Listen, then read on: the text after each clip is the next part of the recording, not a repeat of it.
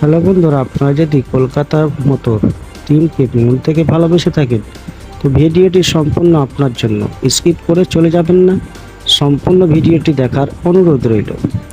Lucknow super জায়ান্টসকে তাদের ঘরের মাঠে হারিয়ে দিল কলকাতার নাইট রাইডার্স।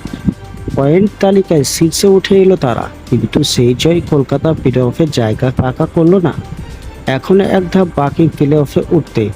পরের ম্যাচ মুম্বাই ইন্ডিয়ান্সের বিরুদ্ধে, সেই ম্যাচের ওপর নির্ভর করছে কেকেআরের প্লে অফে ওঠা। কলকাতা 11টি ম্যাচের মধ্যে 8টি জিতেছে, আরও একটি জিতলে কলকাতার 18 পয়েন্ট হবে। প্লে অফে জায়গা পাকা করতে 18 পয়েন্ট প্রয়োজন। কলকাতার পরের ম্যাচ মুম্বাইয়ের বিরুদ্ধে, সেই ম্যাচ জিতলেই 18 পয়েন্ট হয়ে যাবে কেকেআরের, তাহলেই প্লে অফে জায়গা করে ফেলবে তারা।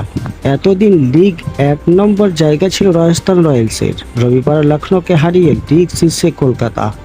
এখন তাদের পয়েন্ট 16, একই পয়েন্ট পেয়েছে রাজস্থানও, যদিও তারা কলকাতার থেকে একটি ম্যাচ কম খেলেছে। এই দুই দলের প্লে অফে ওঠা প্রায় নিশ্চিত, কিন্তু জায়গা পাকা করতে আরও একটি করে ম্যাচ জিততে হবে। রাজস্থানের পরের ম্যাচ দিল্লি ক্যাপিটালসের বিরুদ্ধে মঙ্গলবার, সেই ম্যাচ রয়েছে। কলকাতা এবং রাজস্থানের পর লিগ তালিকায় তৃতীয় স্থানে রয়েছে চেন্নাই সুপার কিংস। 11 ম্যাচে 12 পয়েন্ট পেয়েছে তারা। লখনৌ এবং সানরাইজার্স হায়দ্রাবাদেরও একই পয়েন্ট। ফলে কলকাতা এবং রাজস্থান প্লে অফে উঠে গেলেও পরের দুটি জায়গা নিয়ে লড়াই হতে পারে। হ্যাঁ বন্ধুরা, আসলে কেকেআর লখনৌকে হারিয়ে দিয়েছে।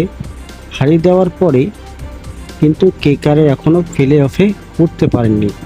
এখনও একটি ম্যাচ জিততে হবে কেকেআরকে, তাহলে 18 পয়েন্ট হবে, আর 18 পয়েন্ট হলে তারা প্লে অফে উঠে যাবে। আজকের খবর এই পর্যন্ত। নেক্সট খবর পাওয়ার জন্য চ্যানেলটিকে সাবস্ক্রাইব করে রাখবেন। ধন্যবাদ।